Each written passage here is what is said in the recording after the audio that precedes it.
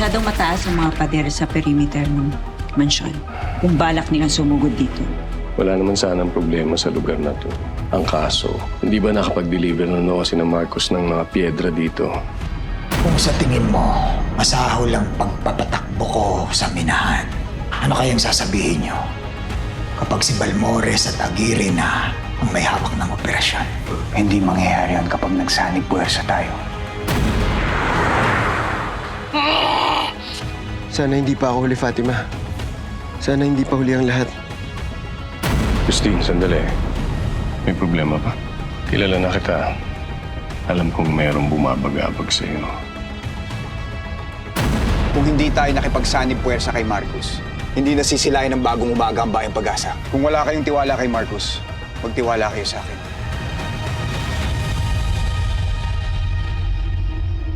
Malaking laban ang haharapin natin.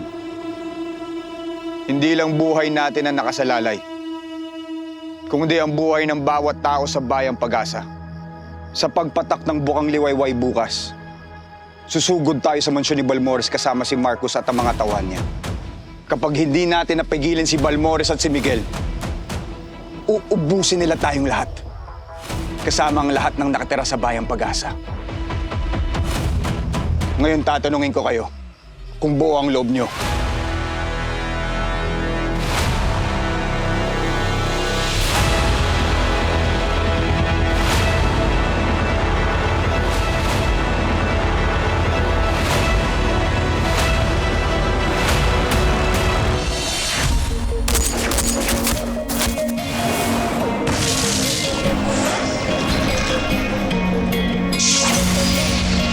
Babagsakan ka nila, papahirapan ng mananakot ang natihan. Lalo pag nasa baba ka nila, para kalang lang ang madali na tapakan. Hihilahin ka nila hanggang mawala ng pag-asa at makakapitan. Ganto na ba ang kapalaran ng bawat isa? Hanggang sa uli, gustong mangarap hindi para sa sarili, kundi para sa iba.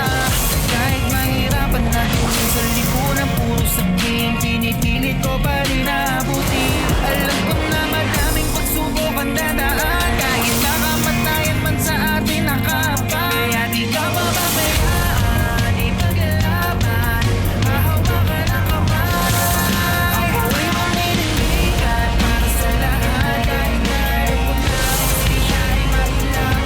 Di mabibigyan, di ko tigilan, pinalaban ko pa rin ang wakas. Hindi ko isusuko sa lahat, kahit ang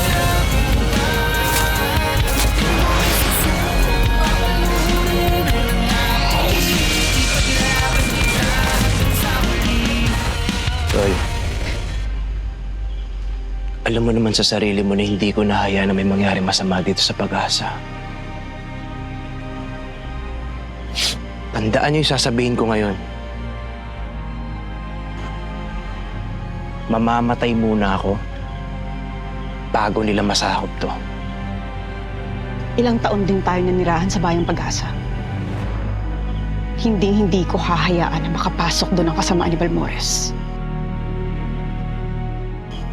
Tuluyan na talagang nalason yung utak ni Kuya Miguel. Wala na akong kuya. Pero gagawin ko ang lahat para mapabagsak na natin yung Balmores na yan. Kuya Norman, sabihin mo lang kung ano may tutulong ko. Sasama ako sa laban hanggang dulo. Ayoko may iba pang madamay sa kasamaan ni ng Balmores at Miguel. Wala nang atrasan to.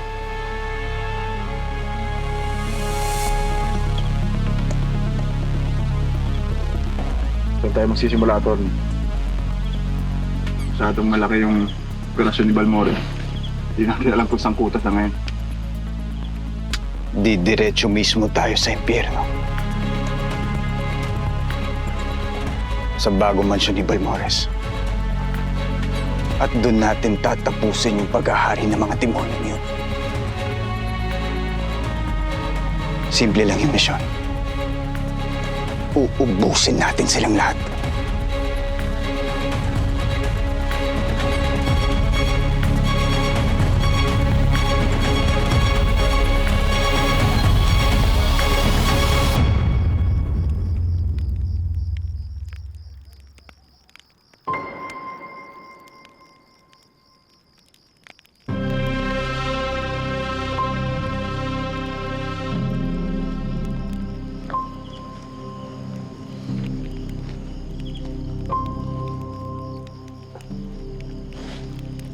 problema ka ba?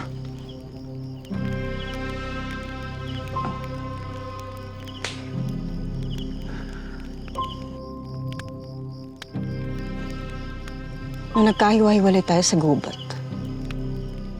meron ako nakaengkwentrong isang babae. Nilabanan ko. Pero sinasalag niya lang.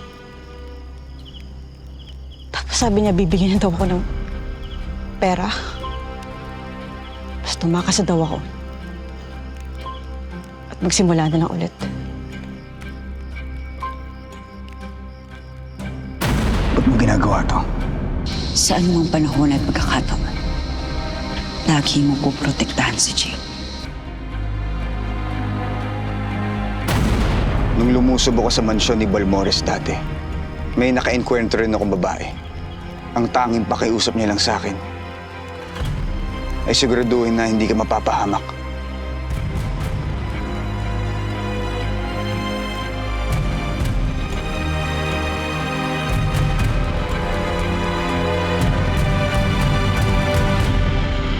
Iisa yung babaeng pinag-uusapan natin, Jane.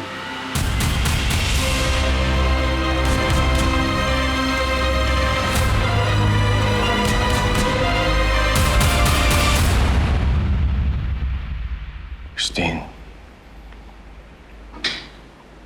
Ano ba ang problema?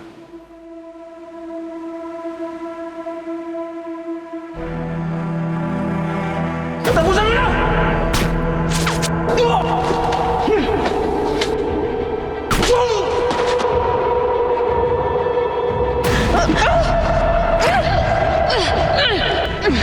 Hindi ako nandito para labanan ka.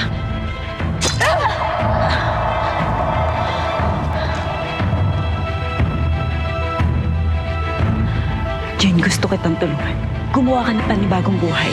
Bibigyan kita ng pera para magawa mo lahat ng yon. Sige na. Sino ka ba talaga? Bakit mo ako gustong tulungan? Sa tingin mo ba malilinis pa yung kasalanan mo? Parte ka pa rin ng problema. Kasi itim pa rin ang budhi mo, ang budhi ni Balmores. Hindi. Hindi. Masama kang tao! At hindi mo na mababago yun.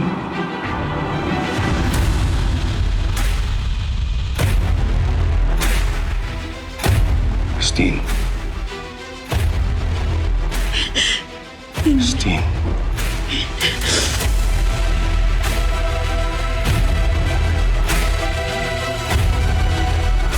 Christine.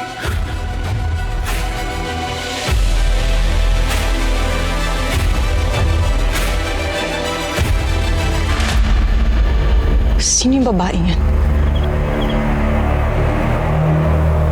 Anong pinabalak niya? Hindi natin pwedeng pagkatiwalaan lahat ng sinasabi niya. Kailangan tayo makasigurado kung kalaban siya o kakampi. Hindi ko siya kilala, Jane. At hindi ko alam kung bakit niya sinabi yung mga sinabi niya. Alam mo, sa 3 taon na dumaan, napagtanto ko na walang kinalaman si Balmores at si Miguel sa pagkamatay ni Mercy. Pero malakas ang pakiramdam ko na may alam yung babaeng to.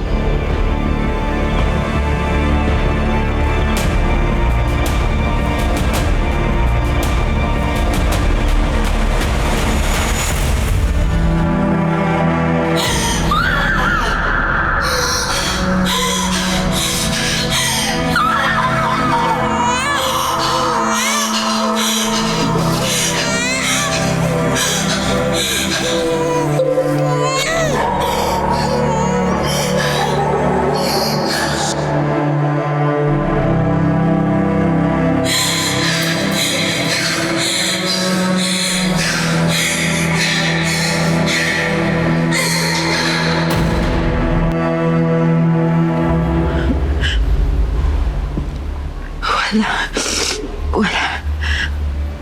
Ako na lang ako.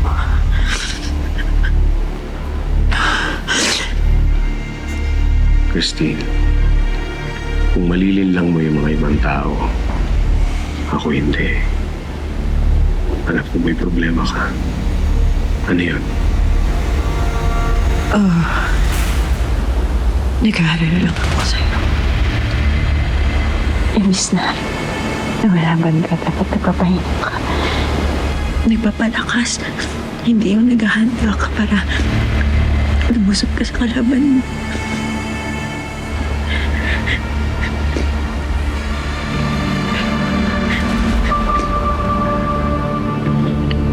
Cheer up, Christine. Alam mo, Christine, walang ko lang sana kung ilang oras na lang natitira sa buhay ko. Mas madali eh. Pero, hindi. Hindi rin ako makakapayag hanggat hindi ko pa naliligpit si Norman de la Cruz. Kailangan mabawi ko muna ang bangkay ni Mercy. Hanggat hindi ko pa nakukuha ang kaisa-isang kadugo ko na si Fatima. Dahil siya na lang ang natitira kong kadugo na pwedeng magmana ng imperyong itinayo ko.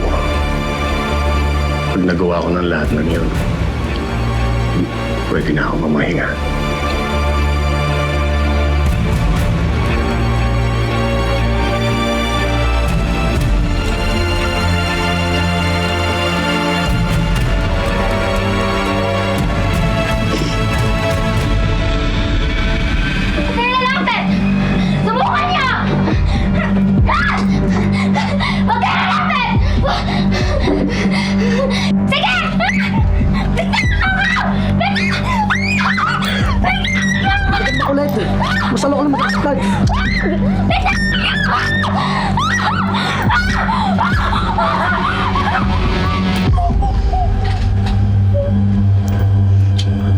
Bilis na ang epekto ng gamot. Ganun talaga, bata. Sige, gising mo.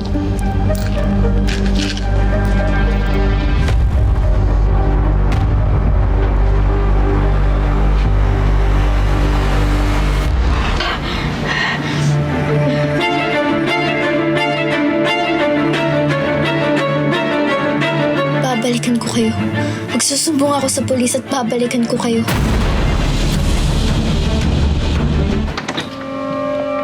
Come in, Mr. Pilapil.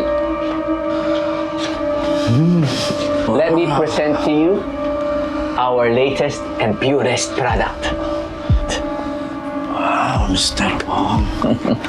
Batang-bata. Sariwang-sariwa. Of course. Only the best for our best customers. Kaya lang, Mr. Pong, ba't parang hindi siya gumagalaw? Mr. Pilapil, we use a very special formula on our products. So they will be obedient and obey all the wishes of our customers. Talagang nakakuha mo kiliti ko, Mr. Wong. Anong pangalan niya? Her name is Dahlia. Dahlia. Why don't you give it a try? Dahlia? Come here, Dahlia.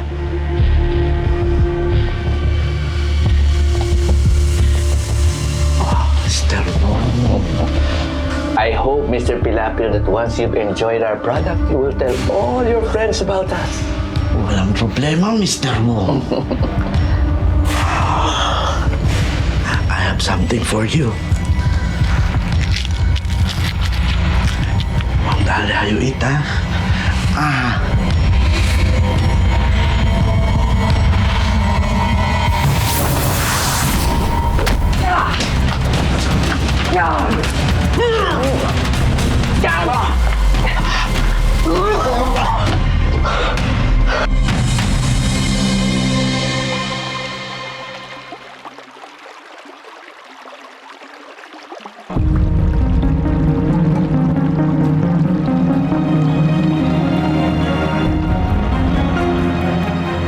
Malaking laban ang haharapin ngayon ni Daddy Fatima. Ipagdasal mo na matalo namin na masasamang tao at malaman ko na kung sino ang dahilan sa pagkawala ng mami mo.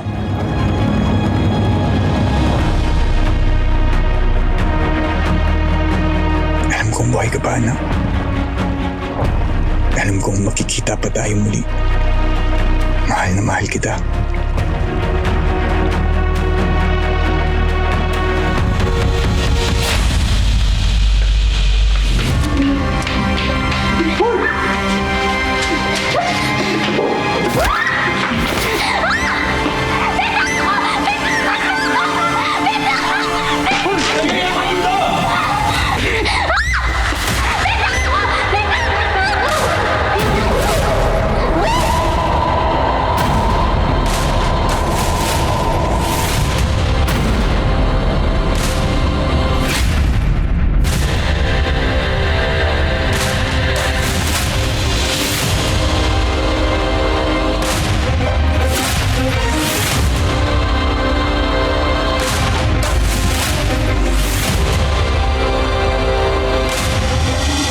Magandang gabi. Norman, handa na ba kayo? Kaya mo ba o hindi? Kayang-kaya. Baka po nakita niyo tong batang to. Hindi pa po kasi umuwi, kagabi pa eh. Hindi ko nakikita yan. Walang galang na po. Baka po nakita niyo tong batang to. Ay, di namin kilala yan. No, hindi namin napansin. Wala na bang ibang paraan kaysa makipagpatayan pa? Kapag hindi namin yung ginawa, mas maraming mamamatay dito sa Bayang Pag-asa. Listen up! Anytime, pwede tayong lusubin ng mga grupo ni Norman de la Cruz. Alisto, alerto lahat. Is that clear? Yes, yes. Walang may alam dito sa San Joaquin! Pag hindi mo sinabi sa akin kung nasan yung yan, tutuluyan kitang hayop ka! Ibutok mo! Tingin mo? Natatakot ako sa'yo?